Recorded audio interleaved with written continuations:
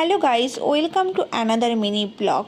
Weekend মানে special মেনুতে থাকবেই চিকেন না হলে মাটন, তাই না? বাট আজ আমি তোমাদের সাথে শেয়ার করব আমার রবিবারের মেনু। তার সঙ্গে ছিল প্রথমেই গরম গরম ভাত, লেবু আর দুটুকরো পেঁয়াজ, সঙ্গে ছিল চাকা চাকা করে রাখা বেগুন ভাজা। তার সাথে ছিল মাছের ভাজা, যেটাকে ভালোভাবে ম্যারিনেট করে আমি ভেজে নিয়েছি সর্ষের তেলে।